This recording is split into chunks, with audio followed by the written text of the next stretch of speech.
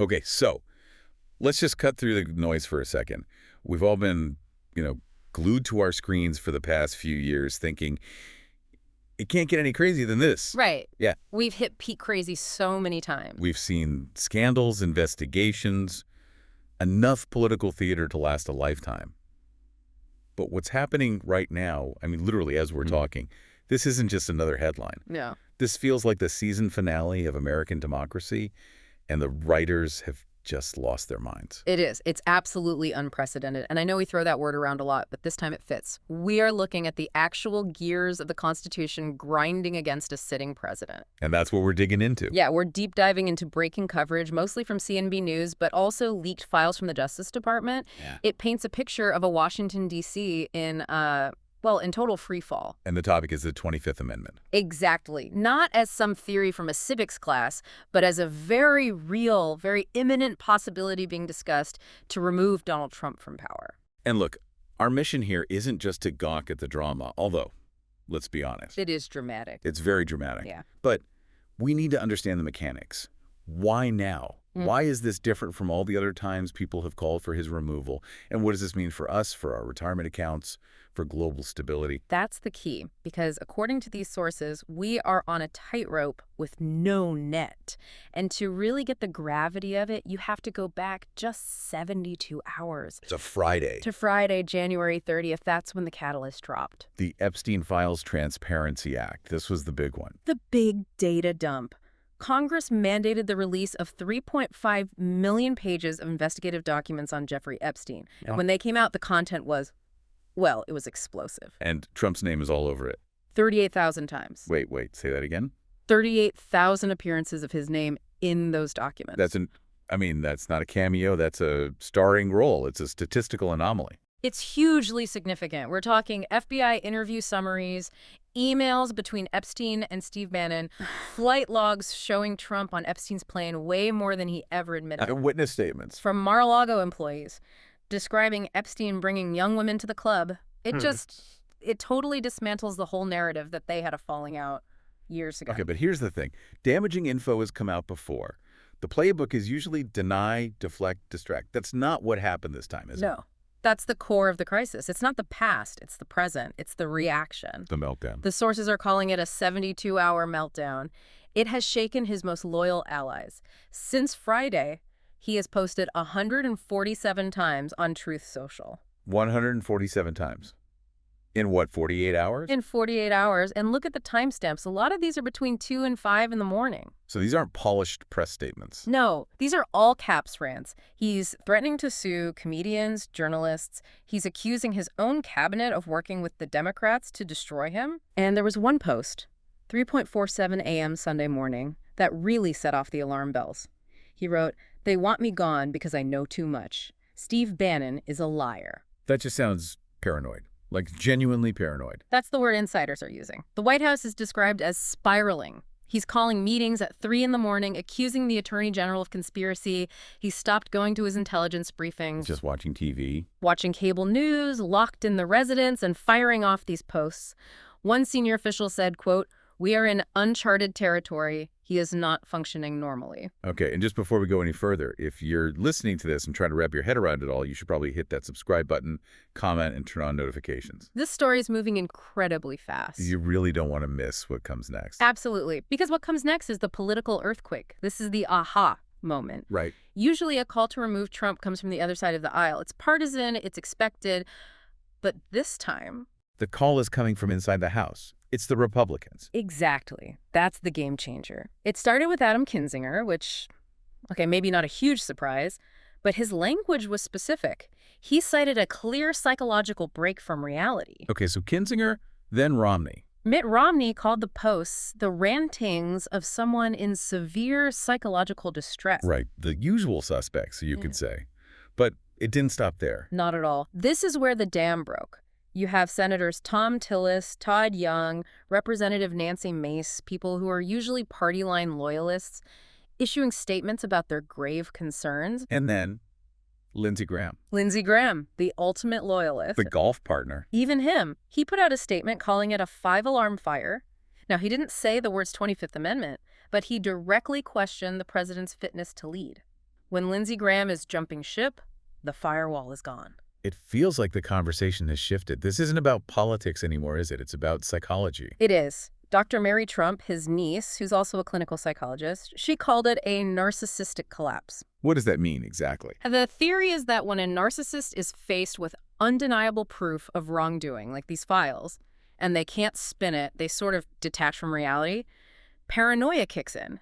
And that's what these senators are reacting to. They don't see a political strategy, they see a man in crisis. A medical emergency in the Oval Office. Precisely. So let's unpack the tool for that emergency. Well, Section 4 of the 25th Amendment. It sounds like something out of a spy novel. How does it actually work? It's never been used this way. never. It was designed for a president in a coma or after a massive stroke. Not for a president who's awake and tweeting, but potentially unfit. So what's step 1? Step 1 is a declaration. It requires the Vice President, JD Vance, and a majority of the cabinet, so that's Vance, plus at least 8 of the 15 cabinet secretaries. So 9 people have to agree. 9 people have to sign a letter. They send that letter to the Speaker of the House and the President pro tempore of the Senate. And then what? The moment, I mean the exact second that letter is sent, Donald Trump loses all his power instantly. Instantly. Just like that. No vote. No vote. He's no longer commander-in-chief. He loses the nuclear codes. JD Vance immediately becomes acting president. But Trump can fight back. Oh, he can. And he would. He can send his own letter to Congress saying, I'm fine, I'm perfectly capable. Which he would do in, what, 30 seconds? Probably less. And if he does that, the clock starts. Vance and the cabinet then have 4 days to send another letter reasserting that he's unfit. And that's when Congress gets involved. That's the final showdown. Congress has to vote within 21 days, and the bar is incredibly high. 2/3. A 2/3 vote in both the House and the Senate to remove him permanently. That's massive. Do the math for me. You'd need 67 senators and 290 House members. In today's climate, it's almost impossible unless the president's behavior becomes so erratic that his own party feels they have no other choice. Which brings us to the man at the center of all of this, JD Vance. Talk about being between a rock and a hard place. It is the ultimate vice president's dilemma, ambition versus loyalty.